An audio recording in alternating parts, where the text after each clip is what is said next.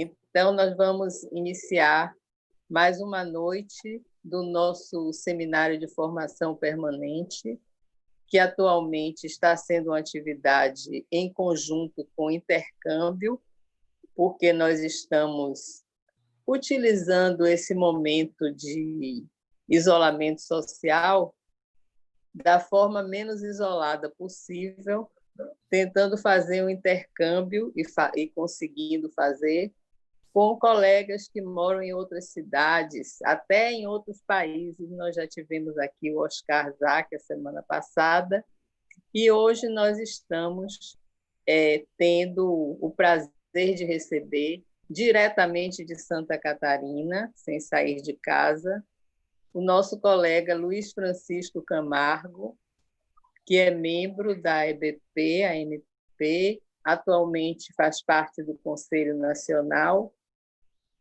e vem nos falar hoje, de acordo com a forma como temos distribuído o nosso programa, ele vem nos falar sobre a presença do analista nos novos dispositivos de telecomunicação. Então, eu passo imediatamente a palavra para o nosso convidado, Luiz Francisco. Bom, boa noite a todos os colegas, amigos. Primeiramente, gostaria de agradecer a Analice, a Sônia Vicente pelo convite, né, e a todos os demais membros, amigos da EBP Bahia, pela oportunidade de participar desse seminário sobre um tema tão importante, atual e tempestivo, né, e que tem proporcionado, de certa forma, nosso trabalho, pelo menos em dois aspectos, né? O primeiro, um trabalho continuado dos atendimentos e das sessões analíticas durante esse período de isolamento social, e segundo, um trabalho, de certa forma, descontinuista, para usar um termo da Coté, né? Da sessão analítica, que marca um antes e um depois, instaurando dois modos de atendimento, o presencial e o virtual, e nos provocando a repensar e a descrever os aspectos técnicos e éticos da nossa prática, considerando sempre que a técnica depende diretamente da ética, como sempre remarcou Jacques Lacan e destacou Jacques Alain Miller, que na análise as questões éticas, técnicas, aliás, são éticas, por um motivo muito preciso, que nela nos dirigimos ao sujeito. E o sujeito é uma categoria ética. Então, esse movimento que vai da técnica à ética, a gente já sabe, a gente observa no início do ensino de Jacques Lacan, por exemplo, esse período denominado retorno a Freud, né? O princípio do ensino de Lacan é marcado pela questão sobre o método e sobre a técnica.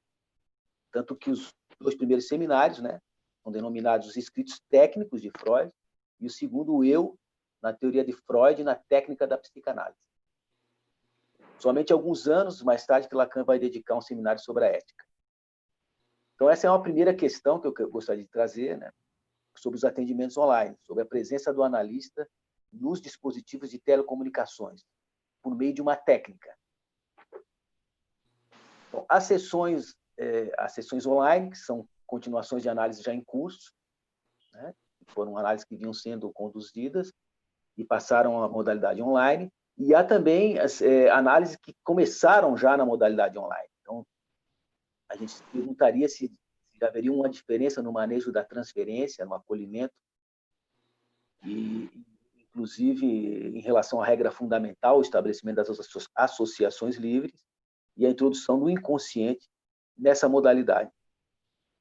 Então, com essa chegada desse real, que eu denomino para a civilização e para o cientista, o Covid, o isolamento social também se tornou um real para nós, os psicanalistas, provocando na nossa comunidade uma desordem, pelo menos temporária, nas sessões e na prática da psicanálise. Então, assim, esse uso dos dispositivos de telecomunicações tem sido adotado cada vez mais por nossa comunidade, tornando-se uma alternativa para dar continuidade ao trabalho de circulação da palavra e da fala amordaçada do inconsciente. Então, eu pretendo aqui colocar algumas questões que, para mim, são fundamentais, podem até ser simples e até básicas sobre a sessão analítica, atualmente realizada sincronicamente, né, por meio de telefones, isso que a gente chama de dispositivos de telecomunicações, os aplicativos de áudio, de videochamadas, os telefones celulares via radiofrequência, que é uma técnica de telecomunicação, a telefonia fixa, por via de cabo coaxial, que é outra técnica, ou a telefonia sobre voz e vídeo, sobre IP, que se chama, né? VoIP, né? Voice over Internet Protocol. A telefonia sobre a via fibra ótica, né? E pelos aplicativos de videoconferência como Skype, WhatsApp, Zoom, que a gente está utilizando, enfim, todos esses que estão disponíveis aí na internet, né? Então, tudo isso são técnicas que passam via ou radiofrequência, via cabo ou via fibra. No cartaz, a gente privilegiou, né, uma torre de telecomunicações, que é uma técnica ali que perpassa pela torre, que é uma técnica de radiofrequência. Por via dessas torres que a gente recebe sinais de celulares e também transmitem, né, pacotes de dados por meio de alta frequência, né? Então, no título desse seminário que eu propus, a gente encontra 3 expressões articuladas: a presença do analista, os novos dispositivos e as telecomunicações. Deixarei a questão sobre a presença do analista por último. Bom, o que vem a ser um dispositivo? Lacan, no seu relatório sobre o seminário, ou pior, está disponível nos outros escritos, afirmou que o discurso psicanalítico é um dispositivo. Tratar o discurso como dispositivo, como Lacan tratava, é uma aproximação que vai ao encontro do conceito de dispositivo, por exemplo, em Foucault, como destacou George Agamben em seu texto, O que é um dispositivo. Uma das características do dispositivo é que se trata de uma tecnologia de poder, o qual tem como uma das definições gerais um significado tecnológico. Vou citar Agamben: o modo em que estão dispostas as partes de uma máquina ou de um mecanismo e, por extensão, o próprio mecanismo. Ou seja, se Lacan afirma que a própria psicanálise é um dispositivo, podemos dizer que aí existe uma certa relação com a máquina e com os mecanismos. Por exemplo, o telégrafo surgiu em 1835, né? O rádio surge no final do século XIX, né? Em 1893, um padre em Porto Alegre faz uma das primeiras transmissões de rádio no mundo. A telefonia celular surge em 1973. Né? Em 1983 é comercializada. Bom, esses dispositivos não são novos na civilização, mas podemos considerá-los novos, né, tendo em vista que agora eles estão incluídos na experiência da psicanálise. A gente está trabalhando com esses dispositivos. Então, para a gente é algo novo, apesar de eles estarem há algum tempo. Por que eu estou trazendo isso? Porque esses dispositivos não passaram desapercebidos por Lacan, muito pelo contrário. Eles estão lá no início do ensino dele e influenciaram, inclusive, o ensino de Lacan.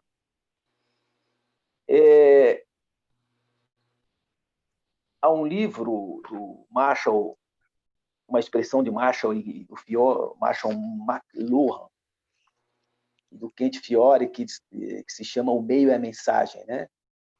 E no qual eles colocam que o circuito elétrico, a descoberta do circuito elétrico, derrubou o regime do tempo e do espaço, né? Reconstituiu o diálogo em escala global.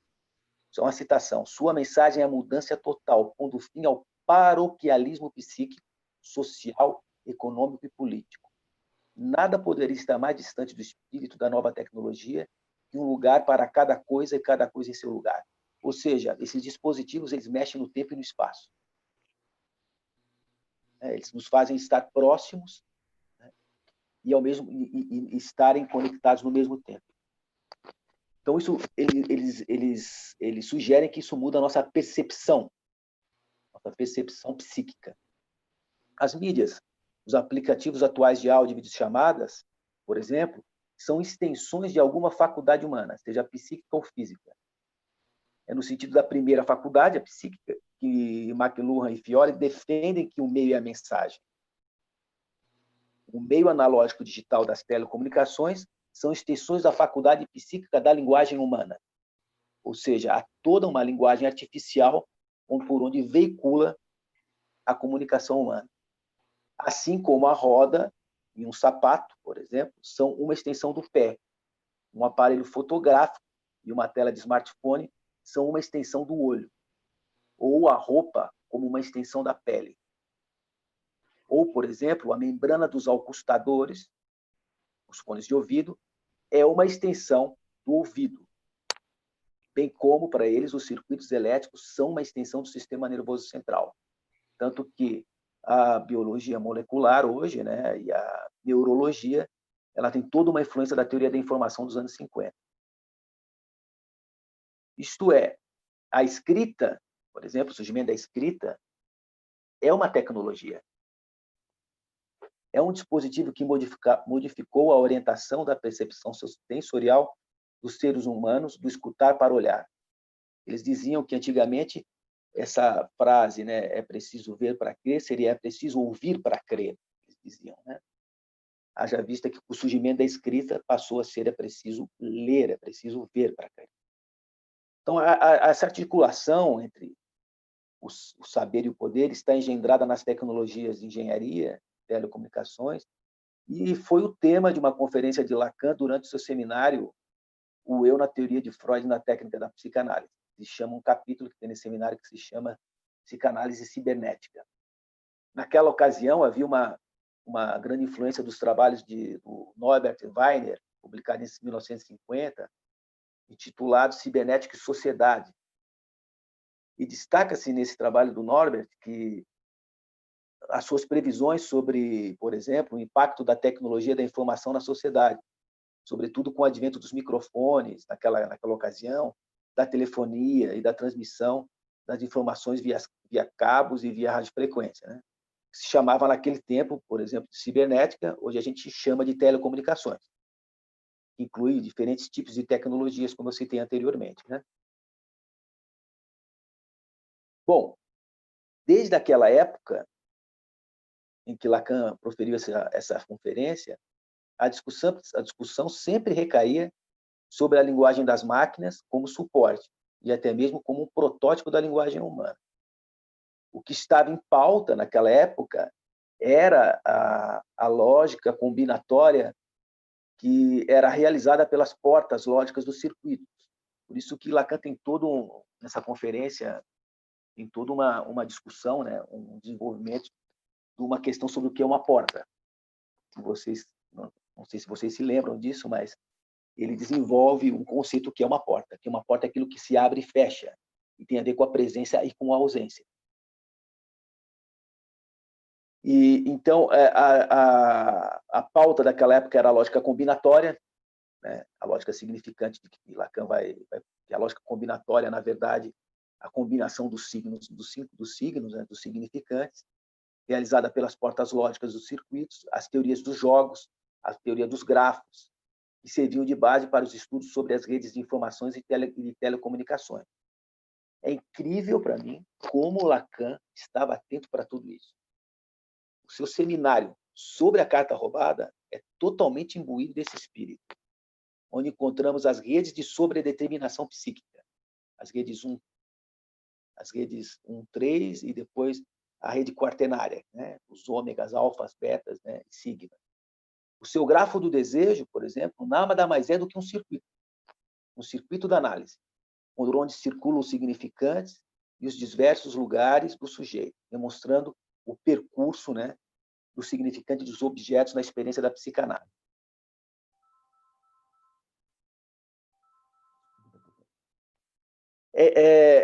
É importante destacar, né, que essa a teoria da informação influenciou diversos outros campos do conhecimento, como a biologia molecular, né? Como foi demonstrado por Henry Atlan em um livro chamado Organização Biológica e Teoria da Informação. E podemos afirmar, né, que Lacan, do mesmo modo, não demonstrou resistência à influência dessa ciência no seu tempo, ao incorporar na sua teoria, na nossa doutrina da psicanálise, expressões como rede significante, lógica combinatória, grafos, feedback, cadeia simbólica, transmissão. Tudo isso é oriundo da teoria da informação, da cibernética ou telecomunicações, como queiram chamar. Bem, nessa relação entre psicanálise e cibernética, Lacan apontava para a natureza da linguagem, da sintaxe. que tem como propriedade fundamental o determinismo. Já lá no segundo seminário, né, seminário sobre o eu segundo, o Lacan iniciava a sua conferência sobre a cibernética colocando em jogo o determinismo, o automaton, que vai aparecer no seminário 11, e o acaso, a tique, um problema que vai retornar, né, nesse seminário sobre os 4 conceitos fundamentais. Então, você pode afirmar, grosso modo, que Lacan se perguntava como saber do automaton, como a rede significante, como as redes engendram um real. Um real que, para ele, era aquilo que sempre retornava sempre no mesmo lugar, como ausência, como uma iância. E é isso que funda a sintaxe da combinatória, né? As impossibilidades traduzidas por Lacan como um captum mortum, né? Real, que aparece como ausente. E foi assim que ele iniciou o seminário sobre a carta roubada. Eu vou ler aqui como é que ele inicia o seminário. Nossa investigação levou-nos ao ponto de reconhecer que o automatismo de repetição extrai seu princípio do que havíamos chamado de insistência da cadeia significante. Essa própria noção foi por nós destacada como correlata da existência, em que convém situarmos o sujeito do inconsciente. Então, o sujeito do inconsciente, nessa medida, ele é como algo que retorna, que aparece sempre no mesmo lugar e que é da ordem também do real. Então, Lacan ele cita os trabalhos do Norbert Wiener nessa conferência, né, chamando como um engenheiro dos mais eminentes, e em seguida, na conferência sobre cibernética, telecomunicações, ele vai dar o conceito de real naquela ocasião, né? E é o mesmo conceito, pasme, né, na minha opinião, que aparece no seu seminário 11, 10 anos após, né? Ele vai falar da seguinte forma: o sentido de que o homem sempre deu ao real é o seguinte: é algo que reencontra no mesmo lugar, quer não tenha estado aí, quer tenha estado, quer esteja presente, quer não, quer seja uma presença física ou uma presença virtual. Então, ele fazia menção ao real como o indizível, o indecifrável, como uma estrela que aparece para o homem de antes das ciências exatas, né? Antes das ciências, particularmente, sempre no mesmo lugar e na mesma hora. Então, dá para imaginar nessa ilustração de Lacan, esse homem, vamos dizer, lá da Renascença, em que vê sempre essa mesma estrela aparecer no céu no mesmo lugar. E não entende, não consegue decifrar, não consegue falar sobre o que é isso, não consegue falar com esse retorno desse desconhecido.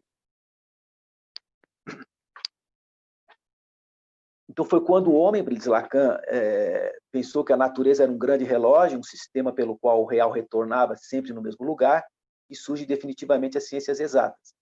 É por isso que Lacan sempre achou que as matemáticas fossem a ciência do real, desse real que retorna no mesmo lugar, engendrado por uma sintaxe.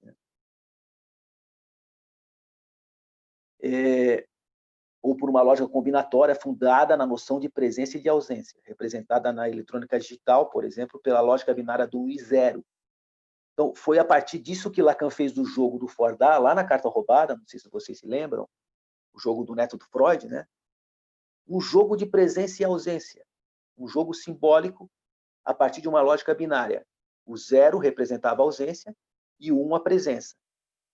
Então, é um jogo em torno de um real. E que real é esse? A presença de uma falta, a falta do objeto materno. Vocês se lembram, o jogo do Fordá, a criança jogava o carretel, ele desaparecia, e quando retornava, né? E com um olhar na porta, né? E o Freud interpreta que é um olhar esperando o aparecimento do corpo materno. Então, ali tem uma certa metaforização desse real, desse jogo simbólico. Bom, é isso que as telecomunicações fazem. É isso que a gente está vivenciando aqui nesse exato momento. Elas modulam um real que é transformado em simbólico, em linguagem artificial, e que é reconstituído virtualmente. Ou seja, é a presença de uma ausência. Na verdade, o que vocês estão vendo aí, a minha imagem, não é o real, é uma imagem que atesta a minha ausência justamente no ponto em que vocês estão.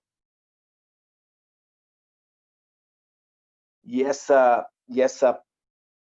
jogo com esses objetos reais é decorrente de processos de linguagem, modulação, demodulação, realizados pelas tecnologias multiplexadores, né, telecomunicações. Bom, e é justamente isso que o Lacan vai conceituar no seminário 11, esse real que é sempre um real como um encontro faltoso, né?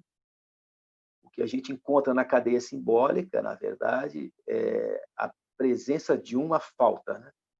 Real como ânsia. Claro que vocês vão me dizer, não, mas esse não é o real do ultimíssimo Lacan, mas a gente vai chegar lá. O que eu quero colocar aqui é essa questão, problematizar um pouco essa questão da presença do analista na sessão online. Em suma, o encontro virtual entre analisante e analista atesta um real enquanto a presença de uma ausência. Isto é, um encontro faltoso. Um encontro com um objeto A, um semblante de real, mas que atesta também, enquanto objeto A, como objeto perdido, como uma perda, como uma ausência, como uma falta. Então, o que temos do outro lado do vídeo, que vocês veem aí, é a presença da imagem de um outro, a imagem que simboliza uma ausência. E é isso que chamamos de virtual. O virtual é a presença de uma ausência. A gente pode, é um conceito que podemos formalizar assim. E a minha questão é que isso provavelmente dá uma consistência ao objeto A. Isso é uma conclusão que eu posso afirmar, lógica, né, vamos dizer, de que tende, né, um atendimento virtual dar essa consistência ao objeto A, com semblante de real. Seja a imagem acústica, o som reconstituído da voz, um objeto primordial da experiência da psicanálise, que Lacan colocou no segundo andar do seu grafo do desejo, ou seja, também a imagem do analista, a tela ou do próprio analisante. Então, é interessante a gente pensar como Lacan testemunharia isso hoje em dia, né? Provavelmente ele ia ficar siderado, né, com o poder da sua teoria sobre o objeto A.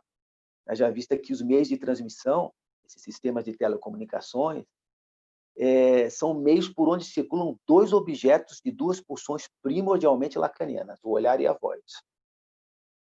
Esses objetos reais são engendrados numa sintaxe, em linguagem analógicas e digitais, são transmitidos e depois recuperados lá do outro, no receptor, né?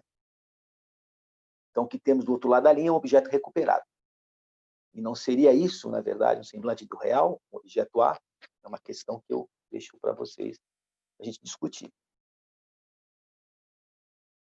E seria por meio deles que podemos afirmar a presença do analista, como presença virtual, pelo seu olhar e por sua voz? Vale lembrar que Freud funda a psicanálise, né, por meio de uma subversão de um objeto das ciências naturais, né? Então, por meio do método clínico, Freud mantém o método clínico, que vinha da medicina, da anatomopatologia, e subverte do olhar para a voz, né? do olhar para a escuta, né? Do visível para o invisível, né? Tanto que o Foucault vai destacar em Nascimento da Clínica, que no Nascimento da Clínica está a anatomopatologia, né? Resume como o espaço, a linguagem e a morte, né? Ou seja, o corpo, né? O espaço do corpo, né? A sua repartição, a linguagem, né? Nomear essas partes do corpo, dar nome às coisas, e, por fim, que se tratam de cadáver. É por isso que ele fala da morte. Bom, Freud subverte esse objeto. Ele é esse médico que passa do olhar para a escuta, né? Passa de objetos visíveis aos objetos invisíveis, né? A gente agora trata da libido, que é um objeto invisível, o significante, né? Do gozo, por exemplo. Todos objetos que a gente não são objetos imateriais, são conceitos, mas que Freud comparava, por exemplo, com a eletricidade, com a gravidade, né?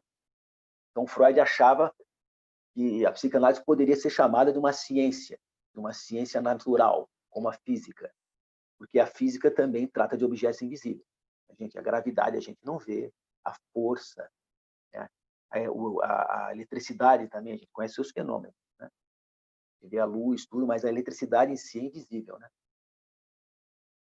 Por que eu estou trazendo isso? Porque são objetos que não são para ser olhados, certo? São objetos que estão presentes, mas são ausentes em relação ao olhar.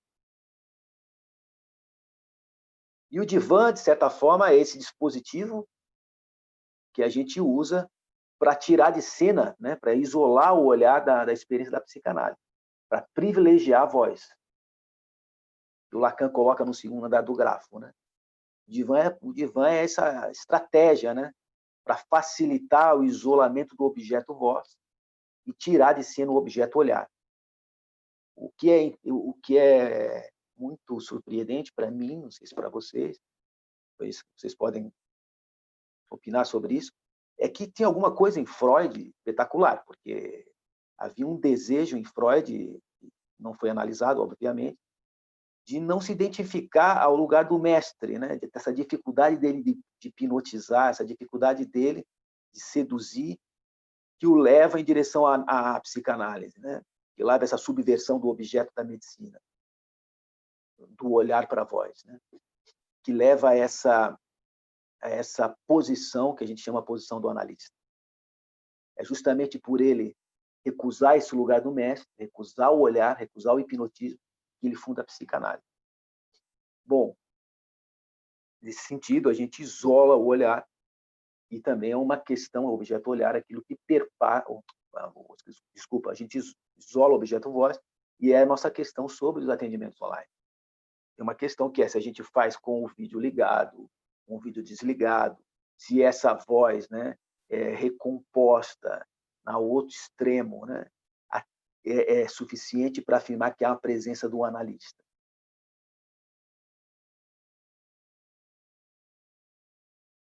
Bom, de toda forma, quando a gente também se utiliza do dispositivo do divã, a gente tira um pouco, coloca um pouco de lado a presença do analista. Tira um pouco o analista de cena. O analista sai de cena, ele vai para trás do divã para justamente dar lugar a esse terceiro da experiência, que é o inconsciente. Bom, a questão que eu me coloco é se essa presença da ausência, seria a mesma presença da ausência de uma sessão online. Parece-me que a resposta não pode ser por uma simples comparação, pois há outros objetos que circulam numa sessão presencial, por exemplo, o odor, os cheiros, que evocam tanto o objeto oral como o objeto anal. Um objeto para ser devorado como um objeto anal que tem um determinado cheiro. E há na cultura todo um desenvolvimento de leis sobre o domínio do objeto cheiro. Por exemplo, quando sublimado na arte da culinária ou na arte da perfumaria. Tem toda uma ciência da perfumaria para extrair cheiros, para fabricar cheiros, inclusive na indústria química, e toda uma arte da culinária também em relação aos alimentos, né? O cheiro dos alimentos. Né? Aí na Bahia vocês são experts nisso, né? Tem as pimenta de cheiro, né? Tem diversos temperos próprios da culinária baiana, espetacular, né? Então isso mostra essa questão desse objeto que está ligado ao objeto da pulsão oral e ao objeto da pulsão anal. E vale lembrar que esse foi um dos objetos que circularam no sonho de Freud, o sonho inaugural da psicanálise, o sonho da gestão de Irma. Vocês se lembram do cheiro do licor que Freud recebeu de presente na noite anterior ao sonho do seu amigo Otto Rank? Um licor que exalava um cheiro bem acentuado de álcool amílico. O cheiro, agora vou citar Freud, o cheiro do álcool amílico que aguçou a lembrança de toda a sequência propil, metil, o preparado etílico do sonho, a trimetilamina, que Lacan interpretou como um produto da decomposição do esperma. E é isto que lhe confere, diz Lacan, o odor amoniacal, quando deixam decompor-se em contato com ar. Então, Freud diz, Lacan ele interpreta, toca aí a questão da substância gozante ao gozo do Freud. Em suma, tratava-se da substância sexual do gozo de Freud, representado nas letras, e a gente, aqui mais tarde, Lacan vai conceituar como litoral entre o simbólico e o real. É justamente ali onde o Freud desperta, quando vê aquelas letras, né? Quando vê esse litoral, né? Essas letras que simbolizam essa substância, e Lacan interpreta como substância sexual. Então, o que está em jogo aí no sonho é o objeto cheiro. Bom, mas o cheiro é um objeto que os dispositivos de telecomunicações ainda são incapazes de transmitir, de engendrar em seus algoritmos, em suas técnicas de linguagem de modulação e demodulação, que proporcionam restaurar alguns objetos, né, do outro lado das linhas. Então, é um objeto que não circula pelo meio digital. Ou seja, podemos concluir que a sessão online privilegia, amplifica, potencializa o objeto voz, o objeto primordial da relação do sujeito com o desejo. Se a presença física, presença real do analista, fosse necessária para as manifestações do inconsciente, também é um outro argumento a favor da sessão online, não sonharíamos à noite, durante a sua ausência, para levar justamente o relato do sonho para a sessão seguinte, remetido, né, ao analista, à função do analista. E foi no seminário 11 que Lacan dedicou uma lição sobre a presença do analista, né? E era uma questão que era colocada sobre a transferência. Lacan se perguntava se a transferência era um fenômeno comum das relações humanas ou um fenômeno artificial, um produto da prática analítica. Sem dúvida, dizia Lacan, ela estrutura as relações particulares com esse outro, que é o analista, de onde surge a expressão ele está em plena transferência. Mas Lacan achava essa proposição um pouco extrema, pois mesmo que seja um produto da prática analítica, ou um fenômeno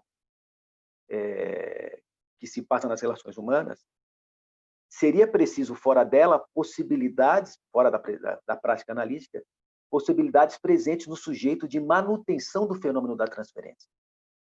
E essa manutenção, né, manter uma relação baseada na transferência, tá, ela é realizada, vai dizer Lacan no final do seminário 11, né, lembram do 8 interior, ela vai ser realizada pelo desejo do analista, é ele que opera, né, para que a transferência não se torne identificação. Então, no final do seminário 11, a gente vê uma ilustração de Lacan pelo 8 interior, né, esse ponto onde o desejo do analista torce a identificação à transferência, e em seguida ele vai citar o esquema sobre a identificação de Freud. Então, era essa a questão, a meu ver, né? Não sei se vocês concordam, mas era justamente que o desejo do analista é esse que mantém a relação na transferência, pois o analista não se identifica a esse outro ao qual o analisante se endereça.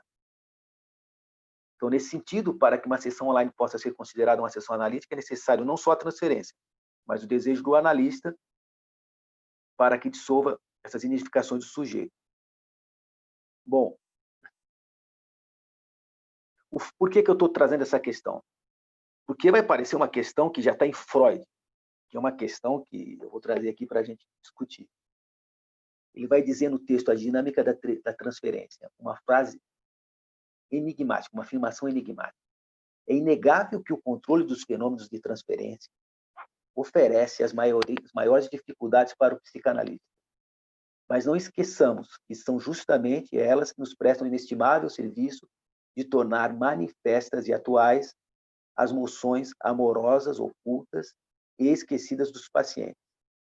Pois, afinal, ninguém pode ser liquidado em absentia ou em efígie.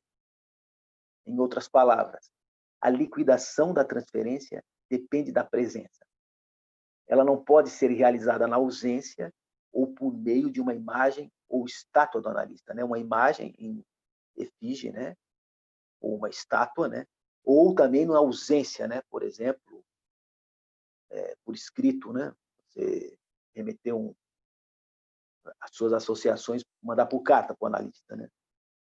Então, essa afirmação de Freud, já lá, esse texto de 1915, ali, em meados de 1915, já dá pano para mangas, pois o Freud, de certa forma, aí, ele aponta para a presença corporal do analista. Não dá para se liquidar a transferência por uma presença virtual, a gente poderia dizer. É uma questão. Não estou dizendo que é uma afirmação, mas é uma questão que eu deixei em aberto. Então, eu vou dar um salto aqui para a gente ir um pouco mais longe e finalizar aqui a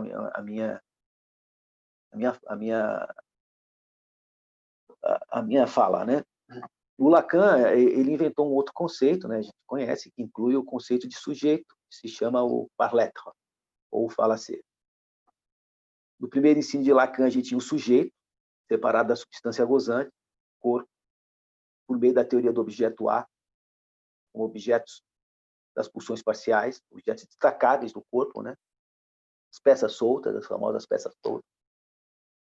Nesse sentido que anteriormente eu tinha comentado que a roupa, né? A roupa é uma extensão da pele, o microfone é uma extensão da voz, né? São peças soltas, né?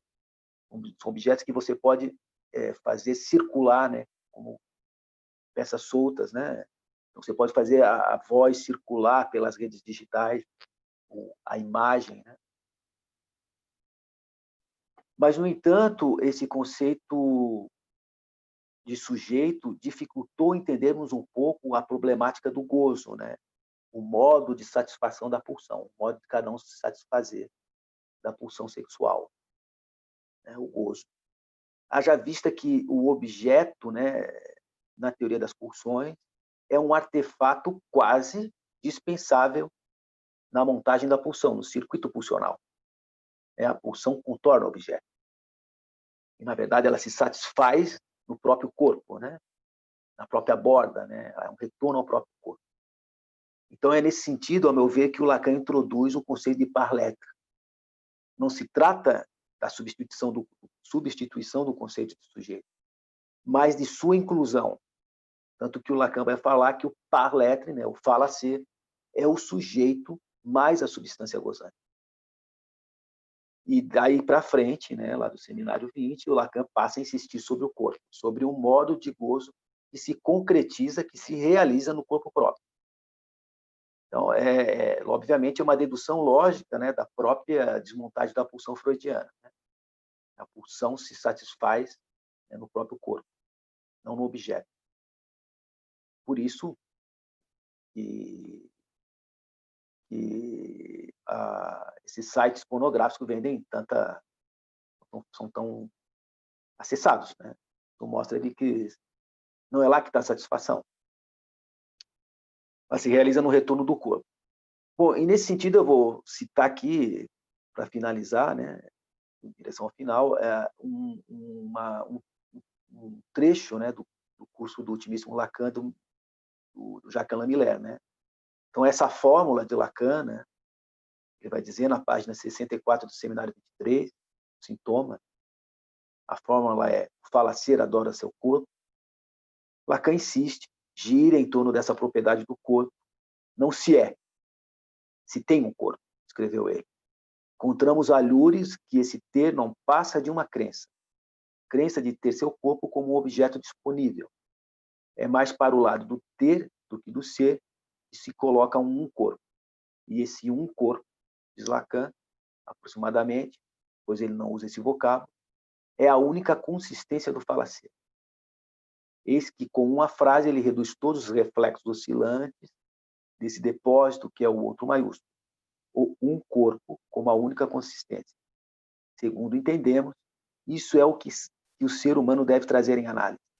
Afinal, se apenas a palavra estivesse em questão, não haveria razão de o telefone ou a internet não serem apropriados. Ou seja, Miller coloca nesse trecho que é inapropriado o telefone e a internet para tratar dessa questão da consistência do falacer, que é o corpo. Então, para finalizar, minha questão e minhas dúvidas param justamente nesse ponto, né? Trata-se de um tema de início ou de final de análise? Sabemos, pelos depoimentos de face, que essa redução do sintoma ao sintoma com TH, né, ao modo de gozo irredutível ao significante, é, de certa forma, assunto de experiências de análise avançadas, né, de análise que estão próximas aos limites da palavra, né, aos confins do simbólico. Mas, no entanto, eu também destaquei anteriormente, pelo sonho da ejeção de Irma, né, a ilustração de como as letras no sonho do Freud demarcam também esse litoral entre o gozo e o significante e apontam para um modo de gozo de Freud que não se deixa decompor, né, e é irredutível à interpretação e ao inconsciente transferencial, tanto que aparece como um umbigo dos sonhos, né, em Freud, né? Esse ainda para mim é um ponto opaco, né, nessa discussão, já que se trata, em última instância, de uma identificação do ser ao corpo, né, a esse um corpo, né, a única consistência, como diz Miller do falacer. Então, para além além da fala, dos ditos, da palavra, da linguagem, está o corpo. O corpo que se supõe ter, mas que escapole. O corpo que supomos controlar, mas que não responde aos ideais, não responde ao pensamento. Um corpo que não responde à maestria do ego. Então, esse corpo vivo é realmente necessário, a presença desse corpo vivo é realmente necessária para liquidarmos a transferência ao sujeito suposto saber e ao inconsciente transferencial? Pergunta. Então, trata-se sempre do que fazemos com um corpo e como é possível incluir esse corpo, né, nos atendimentos online. Então, essa é uma questão que eu vou deixar aqui em aberto para a gente poder conversar. Então, eu acho que é isso aí, pessoal. Eu finalizo aqui essa minha fala e passamos as palavras a vocês. Então, Francisco, nós agradecemos as suas palavras, o seu início de conversa e passamos a palavra a quem quiser se pronunciar para a gente iniciar a nossa conversação.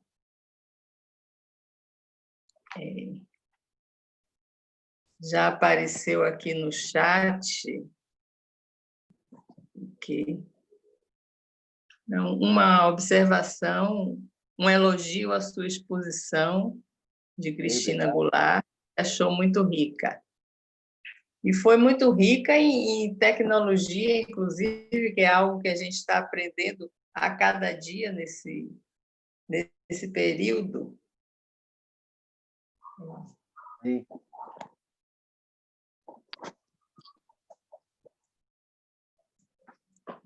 E então,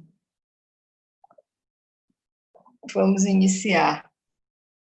Aí eu quero registrar a presença de Mirta, está aqui nos dando prazer.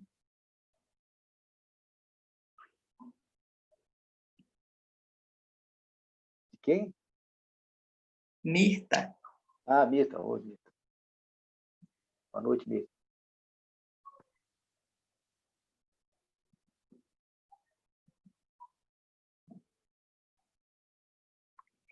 Marcelo Magnelli, tem alguma pergunta no YouTube? Temos sim, temos algumas observações, né? Alguns comentários e algumas perguntas. Vamos lá.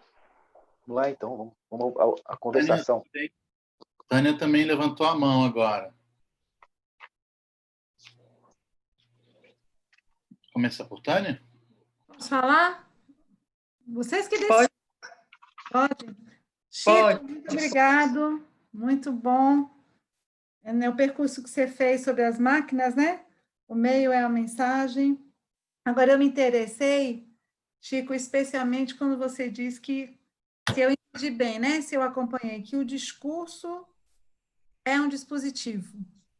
Foi isso que você falou? Foi. Então, Foi. como nós estamos, então, né? Por livre e espontânea opressão, né? Mudando de dispositivo, não é mudando, é acrescentando, né? Tendo que acrescentar o dispositivo, né? As telecomunicações.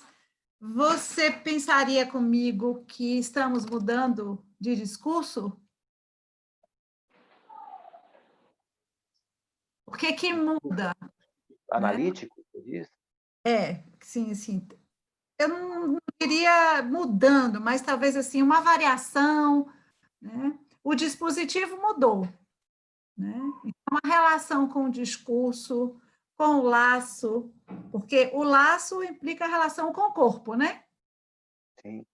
O laço, né? O discurso também. E a questão que você está trazendo, essa questão da presença, essa questão, né, do corpo, enfim. E aí fiquei pensando, estamos o quê? Na época das mutações do discurso, né? O que se... Não sei, estou querendo pensar alto, né? Porque achei uma possibilidade, né? A gente tem tido depoimentos, né, que as pessoas dizem que estão falando coisas que não falariam presencialmente. Sim. Né? Temos as pessoas às vezes fazem essa. Mas eu estava querendo mais mesmo para a questão do laço, né? O discurso como laço social, né? Pensando ele como dispositivo, se estamos tendo mutações, né? Desses laços, enfim. Sim, sem dúvida. É isso que esses dois autores, né, que um deles que é o autor dessa frase, né, o meio à mensagem, Uhum. como é que é o nome dele? O McLuhan, né? McLuhan. Uhum. E o Kent Fiore, que é justamente que eles falam que a partir desses dispositivos de comunicação, né, vamos dizer, dessa democratização e justamente há uma mudança psíquica da percepção, a mudança na relação dos sujeitos com a própria percepção, ele diz, fisiológica, psíquica, né? Haja vista que mudou a nossa relação de tempo e espaço. Isso. Uhum. A gente hoje está fazendo reuniões, por exemplo, no Conselho, um em São Paulo, outro no Rio de Janeiro, um na Bahia, outro em Vitória, né? Então, a gente está em laço social, né? Está no laço social, a gente está num discurso, né? Mas só que em espaços completamente diferentes, né? Assim, a própria questão, o próprio raciocínio borromeano, né? A relação que está dentro, está fora, mudou a relação com o público e com o privado, né? Porque você mudou aqui, o gabinete da minha casa, você aí... Né? De certa forma, o teu privado fica um pouco público, muda a relação também topológica, né? Isso, a ideia borromeana, né? O raciocínio borromeano mesmo, que está dentro, que está fora, né? Tá mudando. Então, nesse sentido, eu acho que são mutações no discurso, sim. Que teremos tempo para ver, mas... É porque é um tipo de situação hoje, por exemplo, que a gente não pode assim colocar de uma forma descontextualizada em relação ao que Freud disse. Eu acredito que Freud jamais imaginaria isso. Eu tenho um curso de telecomunicações, sou técnico em telecomunicações, formado pelo IFSC. E quando eu estava me formando, um engenheiro, isso foi em 93, mais ou menos, nome dele se chamava Ayrton Capella, depois tornou um colega meu na empresa, né? Ele foi dar uma palestra na escola técnica e ele falou que um dia ia chegar um cabo em casa, isso foi em 90, 92, 93, ia chegar um cabo na sua casa, que ia estar o sinal de TV, o sinal de telefone, ia ter uma chamada tal de internet, que era tipo uma conexão universal, que todo mundo está conectado no meio digital. E naquele momento, né, a gente que era alunos, assim, quase ninguém acreditou naquilo. Isso não é possível. Isso aí vai ser para depois que eu estiver morto. Né? Isso vai ser daqui a 100 anos. E não, foi muito rápido. Foi em questão de 15 anos isso já estava sendo implementado. Então, a gente não conseguia imaginar os efeitos, né, e nem as mudanças até da percepção psíquica das pessoas, da subjetividade, vamos dizer assim, subjetividade do nosso tempo, decorrente surgimento dessas novas tecnologias que mexem no tempo e no espaço. É isso que eu acho que o Marshall, o McLuhan e o Kent Fiore, eles destacam, que isso muda a percepção, muda a subjetividade do nosso tempo. Então, ou seja, a subjetividade de hoje não é a mesma subjetividade do tempo de Freud. Então, a gente não dá para a gente avaliar, né, esses sujeitos, a possibilidade de uma sessão online. A impossibilidade de uma sessão online, porque Saiu a voz. não é a mesma subjetividade. Né? Ficou baixo o seu som, Luiz. Não sei o que aconteceu. Entrou uma ligação aqui, desculpa, pessoal. Só um pouquinho. Falaram alguma coisa também do meu celular, não sei o quê. Apita e aparece aqui, Ana, seu celular. Responda aqui. Respondo aqui. Ressoa. Quando tem alguma... Melhorou, pessoal? O vibrar no seu celular cai aqui, aparece aqui. Agora, onde eu estou, não está fazendo barulho nenhum. Ô, Luiz, fala aí para ver se melhorou. Voltou? Melhorou? Melhorou. Está ótimo. Eu queria entrar um pouquinho nessa discussão. Se é mutação do discurso, Tânia, ou se é troca de discurso que troca de razão. E aí a gente falaria de mutação do Parletre, junto com o Nieves. De que, Sônia? Do Parletre. Mutação do Parletre. Do Parletre, não do discurso. Né? Quer dizer, que é do sujeito e do corpo, que tem que estar à altura a gente tem que estar à altura da subjetividade da nossa época. Então, eu acho que eu falaria de mutação do Parletre com troca de discurso, né? Que é troca de razão. Eu não sei se a gente pode falar de mutação de discurso. Estou pensando alto a partir da... eu também estou assim com essa questão, desde que eu ouvi uma live de uns colegas da Espanha, que eles estavam discutindo isso, que isso me fez questão, né? Como estamos todos nós, não só no freudiano, mas no mundo psicanalítico, discutindo isso, eu comecei a pensar. Então, a sua ideia foi que entrou barulho aí, eu não ouvi, mutação do Parletre. Que é, inclusive, o título do curso da Nieves, do seminário dela, que ela vem falando isso, né? Porque que as tecnologias, essas novas experiências estão mudando no Parletre, né? No sujeito do corpo. Agora, de discurso, Lacan fala no seminário 20 de troca de discurso. Então você advoga que seria troca de discurso. É troca de razão, então é troca do referencial, que é o que a gente que está acontecendo para a gente. Troca de razão é troca de referencial? É nesse sentido? Só tem sentido um discurso a partir do referencial. Isso. Né? Onde você Nós sabe. temos inscritos aqui ainda Jordan e Pablo Salsi. Jordan Gurgel e Pablo Salsi. E tem perguntas também no YouTube.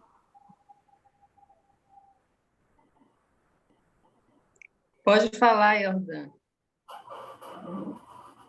Então, meu amigo Luiz Francisco, como vai? Gostei muito. Bom, Jordan, como é que você está? Tudo bem? Tudo certo? Forte abraço aí.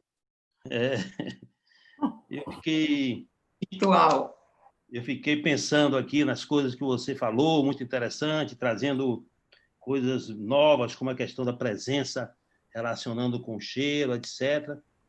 Mas eu queria partir de um pressuposto que é o seguinte: se trata de uma contingência, não é uma opção nossa fazer online. Não sei, pode ser que tenha algum colega que não esteja atendendo nessa perspectiva. Eu não conheço nenhum que não esteja atendendo. Eu conheço casos de pacientes que não querem ser atendidos. Isso. E por que que nós estamos atendendo?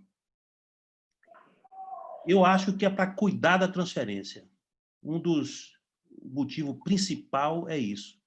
Há um apelo do sujeito e nós temos que cuidar. Isso tem a ver muito com o que você trouxe, que eu não estava atualizado com esse texto, mas que você trouxe em relação à liquidação da transferência em Freud, que é preciso um corpo para que haja liquidação da transferência. E eu fiquei pensando que é preciso também fazer semblante de corpo para que a transferência não seja liquidada. Sim. Claro que, como Freud fala aí, é no sentido que eu entendi de final de análise, né? Que você não pode, no final, de interrupção ou de resistência, né? Que você não pode não estar presente. Mas, pela contingência, a nossa presença tem sido online, não tem outra possibilidade agora. E aí entra a outra questão que você trouxe, que me parece que essa é fundamental, que é a presença do analista. A presença no sentido lacaniano da transferência. Né? Então, o nosso desafio é manter o discurso do analista mesmo na condição online. Esse é o nosso desafio principal.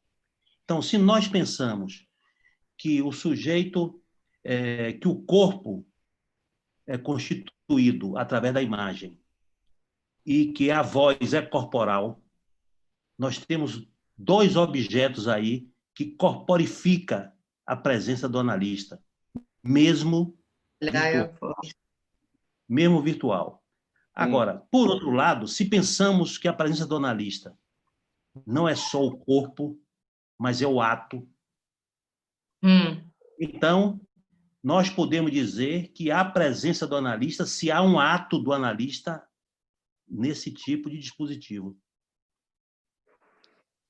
E aí aparece essa questão como, no meu entender, muito importante, que se há ato, há presença do analista. Mas isso é uma questão eu queria... importante, Jordan. Se há ato do analista. É uma questão importante, eu acho. Isso, justamente isso. É possível lá. Uhum. Porque um comentário. Porque um dos problemas é que pode haver um ato que não seja do analista, que seja da queda da comunicação. Esse é um problema mais sério que a gente enfrenta. O silêncio do analista não ser um silêncio. Entende? Não ser um ato, o silêncio. Mas o silêncio é porque cortou a internet. Né? Chico... Oi? Cortou a ligação, desculpa, Tânia. Não, estou dizendo, Chico quer falar. Não, é interessante isso, porque tem uma introdução do num terceiro aí, né? Que é a própria técnica, né? E é esse manejo que você traz, né? Esse manejo em relação a essa diferenciação do ato do analista e desse ato que é uma contingência também. Não é um outro consistente ali que está ali operando ali, né? Mas que o próprio analisando pode interpretar como... A questão é essa, tipo, o analisando pode interpretar como um ato também do analista. Sim. Caiu a ligação, não, o cara desligou na minha cara, o analista desligou na minha cara, não está gostando da minha... Isso provoca DT, pode provocar pode funcionar como ato também. Vocês têm Acontece. As fantasias do paciente. Então, acontece. É uma situação diferente, né? Eu gostei disso do ato, Jordan, porque também você fala o ato do analista, mas essa interrupção pode funcionar como um ato também. Uhum. Pablo.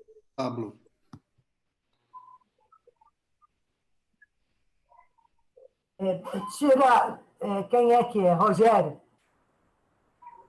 Pablo levantou a mão. Tirei, saiu. Estava mudo. Aí. Sí, estaba tentando acompañar aquí a conversação.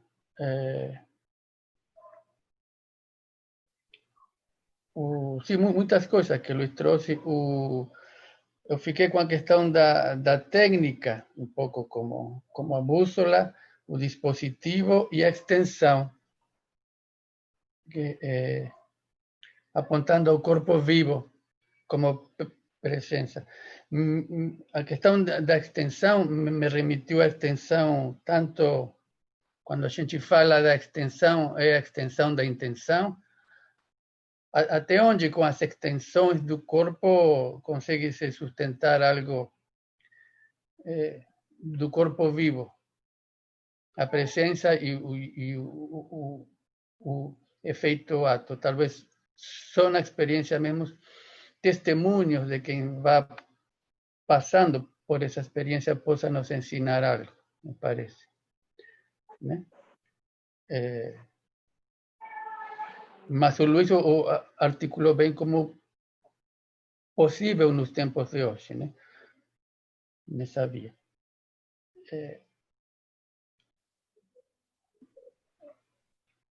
Porque parece que eu tenho a ideia que com a virtualização, o que sai um pouco da cena é a dimensão fantasmática, aquela via que aponta, como dizia, do sujeito, do inconsciente, e que a coisa passa a se jogar mais na dimensão do sintoma, do tratamento do sintoma, sem necessariamente aonde se aponta, né? Me dá a ideia de que há uma tendência a sair da cena a dimensão fantasmática e as análises cada vez jogar-se mais na via do sintoma, do fazer com o sintoma, onde o analista me parece que passa a ocupar um outro lugar transferencial, não necessariamente aquele, né, que pode aparecer localizado bem fantasmaticamente. Então, um pouco desarticulado, mas essa é a ideia que me vem. O que não invalida uma análise, só sai um pouco do eixo do inconsciente transferencial e vai para do fantasmática e vai para a via sintomática mesmo. Que já há muitas análises presenciais nessa dimensão, onde não há uma dimensão do inconsciente em jogo. Bom, é isso. É uma boa questão, Pablo.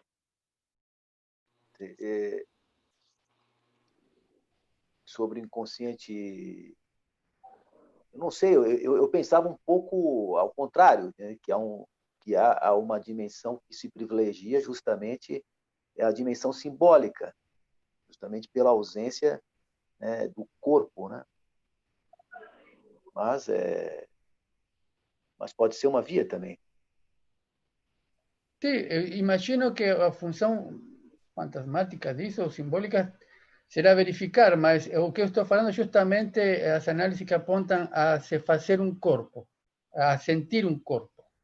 E o que apontamos com a virtualização, ou com a extensão da extensão, me parece que o que começa a sair da cena é o sentir o corpo, mas ainda a gente não sabe, me parece. Mas vamos um pouco nessa direção, de que corpo, de que presença estamos falando.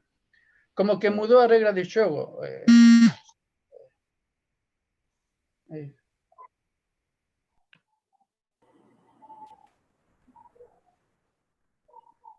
Marcelo Magnelli tem as perguntas do YouTube, que de repente podem se juntar a esse comentário de Pablo e avançarmos. Sim, temos algumas perguntas e, às vezes, alguns comentários. Por exemplo, a Luciene Costa de Castro, ela lembra da vez que Sandra Grosten esteve conosco algumas semanas atrás e falou e nos disse que a psicanálise não é uma efusão comunicativa. E disse que era preciso saber se a função intrusiva do analista não fica prejudicada no encontro virtual. E ela dá a opinião dela de que sim, que que ficaria prejudicado. Cauã Reis, vou trazer algumas, tá? Tá. Cauã Reis, ele fala que está considerando que a internet sempre foi um espaço de multiplicação de gozo. E ele diz o seguinte, que pedia para você comentar mais sobre o manejo das demandas face a essa emergência de gozo e como reorientar isso em direção ao desejo.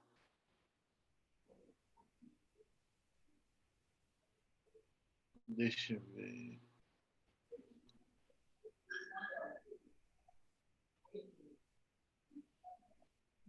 Ordália, ela agradece, diz que foi muito bom, e um desafio e tanto nas análises que continuam, quanto as que se iniciam também. E ela acredita que na segunda teremos um campo de pesquisa, principalmente em relação à transferência. Sim. Agora, na segunda, não peguei exatamente... nas análises que se iniciam. Tá. Sim. Exatamente, antes que se iniciam, exato. Isso. E como será que discutiremos, a partir de agora, o ST e o SQ?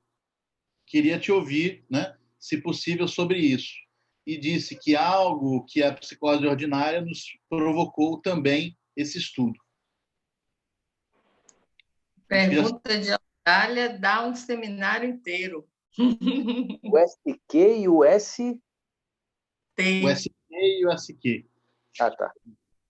É a fórmula o algoritmo da transferência. Mas qualquer da transferência. Tá?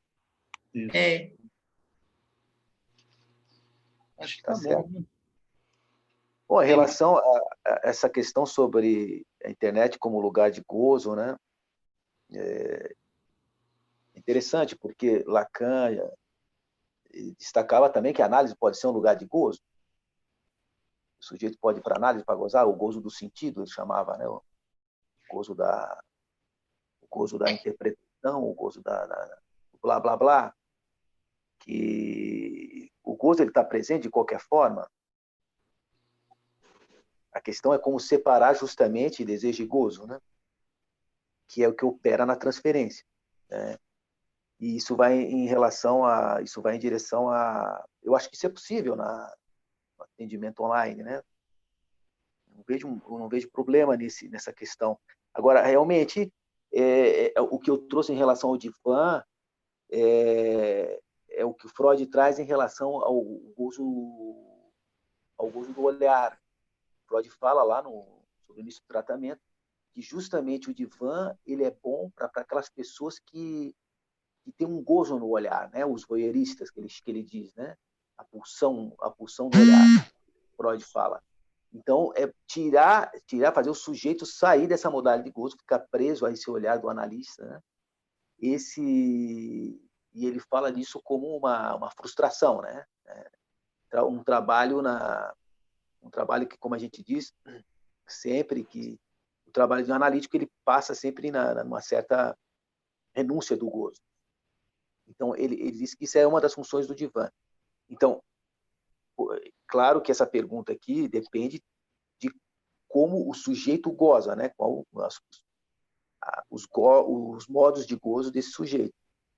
Mas há pessoas que precisam do olhar, sem dúvida. Há outros que gozam desse olhar, né? E ficam mais no regime do gozo do que no regime do desejo. Então, se desliga a câmera, por exemplo. É um artifício, né? E fica só com a voz presente. Então, isso depende muito de manejo de caso a caso, né? E muito manejo da transferência. Em relação à Ordália, bom, essa foi a questão que eu trouxe da transferência, justamente, né? Como se daria a transferência de início nesses atendimentos online, das análises que começam, né, online, né? Que tem começado, porque a gente tem observado, pelo menos alguns colegas têm dado depoimento, de que tem havido procura agora, durante o período de pandemia, de novos pacientes, novos analisandos, justamente pela angústia, né, que foram tomados por certas questões que são decorrentes ou não da pandemia, mas as pessoas, como existem aqueles que não querem fazer análise online, tem aqueles que procuram justamente por ser online também, né? Então, cada caso, o o que me coloca a questão é que se esse dispositivo vai ser, vamos supor que essa pandemia termine, né? Se esse dispositivo vai ser incorporado como mais um dispositivo da psicanálise ou vai ser abandonado. Isso é uma questão que a gente só vai saber posteriormente, né? Sobre a intrusão do analista, né? Eu vejo essa questão da intrusão do analista no discurso do paciente. Uns tempos atrás, eu vi uma fala do Guy Briola sobre as análises online, e ele falou sobre isso, né? Ele falou que ele tem percebido que os atendimentos que ele faz online, eu também tenho percebido isso, a gente tem que ser mais intruso. Falar um pouco mais, né? Ser mais presente, né? Não foi o Guy Trobraz, não, Chico? Ah, foi o Guy Trobraz, desculpa. Né? Foi o Guy Trobraz, eu ia comentar justamente isso agora. Sim. Trobraz. Então, ele falava disso, e isso realmente, essas intrusões, é uma certa função que o analista faz de editar o texto do analisando, que é uma coisa que a gente evita, né? Pontuar, né? Editar, né? Já que o texto do inconsciente. Mas, por outro lado, o Jacan tem todo um seminário sobre isso, né? Ler o inconsciente, né? Se trata justamente disso, para o inconsciente se tornar legível, para o discurso do inconsciente se tornar legível, é necessário que a gente pontue, a gente ponha vírgulas, que a gente faça uma escansão, faça um corte, e é a partir daí que ele se torna legível para o próprio analisando. Mas, realmente, com o atendimento online, me parece que a gente tem sido mais intrusivo nesse discurso. Parece que há uma certa necessidade, né? Bom, é um sentimento meu, né? Uma intuição. Licença aí, nessa vertente, Fátima Sarmento faz um comentário aqui, onde ela pergunta se, de fato, o que acontece no discurso, eu estou resumindo, Fátima, o que acontece no discurso é uma mudança ou uma adaptação? O discurso do analista. Olha, eu nunca pensei nessa questão, porque... Tomando como referência Sandra Gostein, quando esteve aqui conosco, trabalhando o texto de Lacan, aí ela pensou nessa possibilidade de hoje estarmos fazendo mais uma adaptação. Isso eu perguntei a propósito do que Tânia e Sônia comentaram, para problematizar um pouco.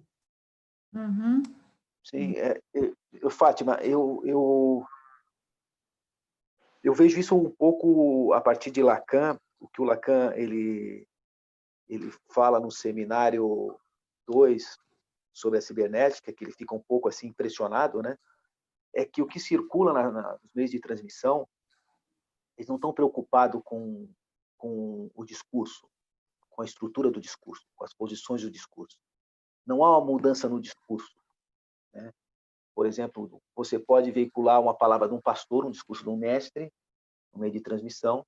Você pode transmitir uma missa, né? Você pode transmitir uma aula universitária no discurso pela internet.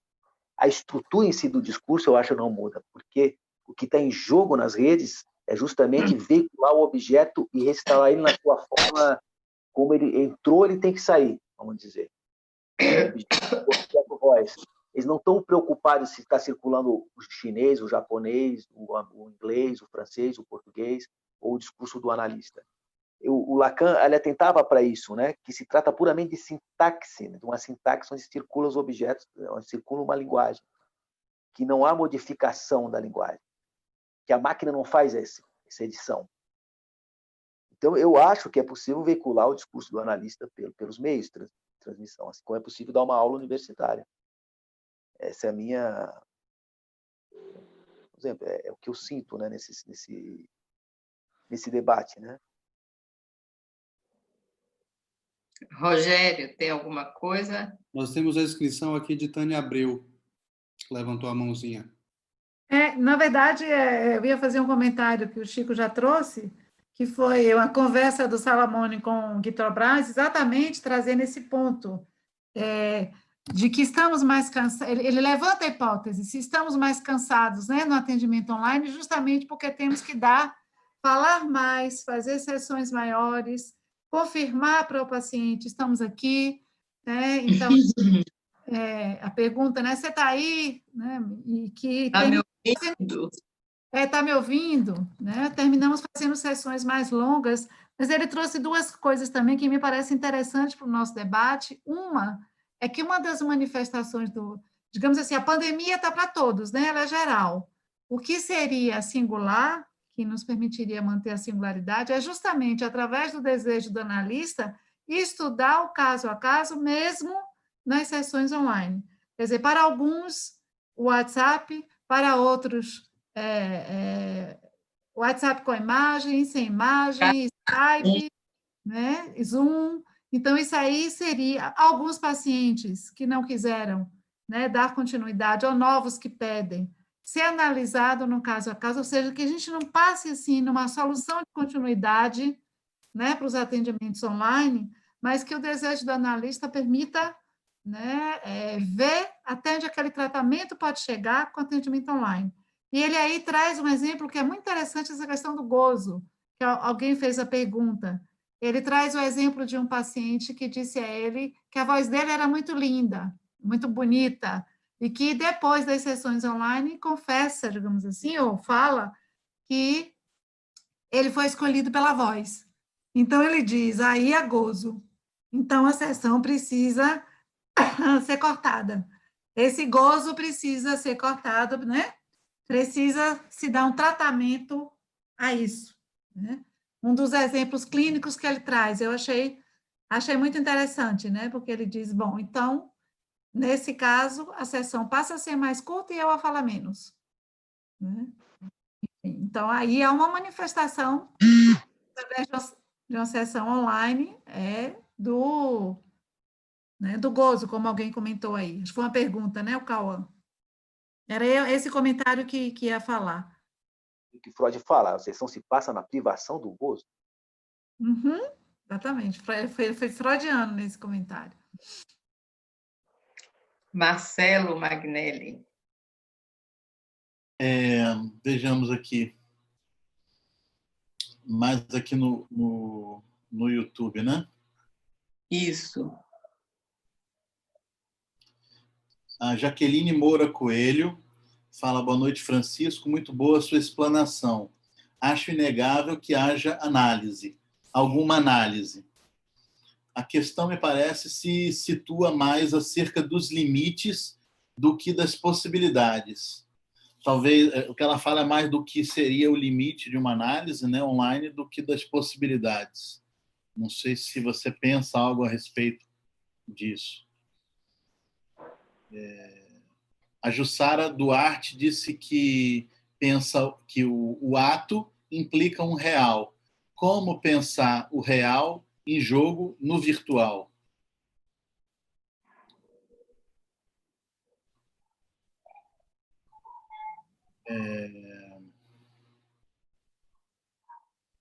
Bom, acho que temos algumas perguntinhas aqui. Eu só faria também uma observação de que um modo de pensar a presença do analista, eu vinha pensando um pouco como eu tinha visto Marcos falar nos debates com o Rômulo, da presença do analista a partir digamos assim, da inserção do infamiliar na sessão, que isso ficaria um pouco mais dificultado enquanto online, né? Mas que ainda assim não inviabilizado. Enfim, eu não sei se você pensa algo um pouco por aí, porque não sei se coincide necessariamente a presença do analista com a função do analista, que me parece que também já foi discutido aí, que já tem uma face um pouco do discurso, né? De uma montagem discursiva. Achei também interessante a observação do Jordan, quando ele fala de que é preciso que faça a presença de corpo para que a transferência também não seja liquidada. E também gostei bastante desse desenvolvimento que você fez sobre o objeto cheiro, em articulação com o objeto oral e anal, enfim, me pareceu bem interessante. Bem, agradeço. Bom, essa questão que você trouxe do Marcos André e do Romildo, né? Isso também, do Romildo. Isso eu também acho interessante, isso que eles colocam, essa questão dessa excentricidade do analista, né? Essa figura bizarra, essa coisa do infamiliar, do estranho, né? Dessa pessoa indefinida que o analista ocupa, e parece que realmente no espaço virtual isso fica muito planificado na tela, nessa dimensão plana. Essa dimensão plana, tem algo para mim que se perde aí, que é essa questão da quadridimensional, a questão da dimensão do espaço, né? O espaço fica planificado na tela. Você perde uma certa relação sensorial, né, numa sessão presencial, que em relação à sessão virtual, que é essa questão do espaço, né? O espaço do analista, onde o analista como se movimenta, como gesticula, o gesto do analista também tem questão aí, porque como ele leva o sujeito até a porta, como ele recebe, né, como ele caminha, tem toda uma questão aí do corpo que realmente se perde, virtual, que não é possível. E eu acho que o infamiliar ele passa um pouco por isso, passa um pouco por esse movimento, né? Essa coisa do movimento do corpo. Em relação à questão da Jaqueline, né, sobre os limites, eu acho que foi isso que eu trouxe um pouco no final, né, da minha fala, que é uma questão para mim também, né? Essa questão da liquidação da transferência, do um corpo, que o Millet destaca na obra de Lacan, de que no final de uma análise, né, o que resta de suporte a partir de toda a análise, a partir de toda a decifração simbólica, quando o simbólico já não alcança mais, o que resta no final de análise é uma questão do corpo. E é por isso que a gente observa nos testemunhos de passe, eu acho, né, esses acontecimentos de corpo no final da análise. Algo do corpo ali que aparece. Sim. É algo ali onde há uma marca no corpo, né, um gozo que se ressalta a partir do corpo, né, um acontecimento ali. E nesse momento o sujeito falacer, ele se dá conta de que na verdade tem um corpo, porque sempre se tratou do corpo, né? Em outras palavras, né? Sempre se tratou do corpo, né? A gente vê isso nos passes por exemplo, Rômulo, do Luiz Fernando, no passe, sempre a questão do corpo, né? Está presente, né? Então eu acho que isso talvez seja um dos limites das sessões online. A minha pergunta é se isso tem impacto só no final de análise ou se também se impacta a cada sessão, né? Como se fosse um gnomon, né? Uma estrutura mínima que aparece em cada sessão. O sonho de Freud marca que tem algo ali do corpo, né? Tem algo de um objeto corporal que aparece dele. A questão do cheiro. Eu acho que isso, sobre a comentário da Jussara sobre o ato implica no real, eu traria um exemplo para o Jussara. A Jussara é minha colega aqui de Santa Catarina, Jussara Duarte, que de uma fala, de uma interpretação, eu fiz uma sessão em que o analista tem um arrepio no corpo, ela fiquei arrepiada. Ou seja, de certa forma, isso que se passou pelo meio virtual, né? Essa interpretação tocou o corpo dela do outro lado da linha, tocou o corpo dela, produziu um efeito no corpo. Então, eu acho que isso é possível. Agora eu queria comentar um pouquinho sobre a questão da liquidação da transferência no final da análise, pensando se essa transferência... Eu acho que Lacan comenta isso, não estou me lembrando aonde, mas assim, se essa transferência é liquidada ou ela é relançada, ou seja, da suposição de saber para o desejo de saber, considerando que o produto de uma análise é um analista.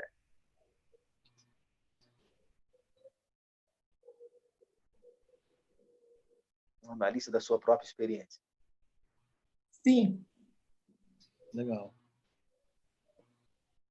Se lembra da nossa conversa, Alice, sobre o Frederick Pierce, o pai da Gestalt terapia? É um exemplo interessante que ele conta naqueles livros Escarafunchando Fritz. Ele foi analisando do William Reich, se não me engano, né? Ele era analista na África do Sul e foi a um congresso, não conhecia Freud, queria conhecer Freud, né? O Freud, o grande nome da psicanálise, né? Aquela figura, aquele grande outro. E ele conta nesse testemunho dele, que é uma autobiografia, que ele foi para Viena num congresso, né? E marcou um horário com Freud. E ele tinha, assim, o Freud como um grande homem, um gigante, né? E quando eles pediram para ele aguardar na sala de espera, ele vê Freud, assim, pela antessala, assim, olha assim, e não acredita que ele está vendo é Freud, acha que é outra pessoa, um senhorzinho, né, meio corcunda, pequeno, arrastando. E ele fala que quando ele entra, ele diz, não, esse é o Freud, né? Esse é um corpo completamente morto. Essa é a impressão que ele tem. É claro que isso tem a ver com a fantasia dele, né? Mas, de certa forma, ali me parece que a questão do corpo ali foi essencial. Ali ele dissolve, tem uma dissolução da transferência, a liquidação da transferência Freud. Tanto que ali ele abandona a psicanálise e vai fundar uma outra coisa, que é a gestalterapia, né? Ele inventa uma outra coisa, né? A partir da psicanálise, né? Podemos dizer que ele faz alguma coisa, saber fazer aí com outra coisa, inventa uma outra psicoterapia. Então, me parece que esse é um bom exemplo de liquidação da transferência, né? A partir do corpo do analista. E eu acho que isso aparece muito, assim. Eu já escutei alguns casos de que, no final de uma análise, quando o sujeito olha para o analista, assim, mas esse era a pessoa que eu me analisava, tem uma certa nova percepção em relação ao corpo do analista. Essa liquidação da transferência. Parece que Fátima comenta alguma coisa sobre isso. Diga aí, Fafá. Do que você trouxe, porque no final de uma análise ela é transformada em transferência de trabalho, né? Agora, o Luiz trouxe um caso que é de outra ordem, a pessoa não se transformou em analista, né? Não. Mas, a rigor, não existe liquidação da transferência, né? Estaremos sempre aí nos debatendo com a transferência de trabalho mesmo, né? Era isso. Quer dizer, há uma dessuposição de saber, isso acontece. E a gente trabalha para isso, inclusive. Exatamente. Mas ela não se liquida, ela toma uma outra direção. Eu falei, necessariamente não precisa ser o rumo, Fátima, assim, eu trouxe o exemplo do Pius, que necessariamente não precisa ser um rumo que ele tem que se tornar analista. Nem toda análise claro. Analista. Ele pode fazer outra coisa, pode se tornar um artista. Exatamente. Pode plantar alface, inventar o... Ele dá um outro rumo. Plantar alface foi ótimo. Claro, existe essa gente, né? Plantador de alface. Plantar alface foi maravilhoso. Não idealizar muito. Eu me lembrei que Freud fala em relação a Elizabeth von Erre, quando ela vai fazer a esterectomia, né, ele fala exatamente da questão ali, que ela relançou a transferência, lembrei a propósito de Analícia, quando se apaixona pelo médico que está fazendo a esterectomia dela. Acho que é a análise interminável, se eu não me engano, que Freud traz esse comentário sobre a Elizabeth von Erre. Agora você falando, eu me lembrei.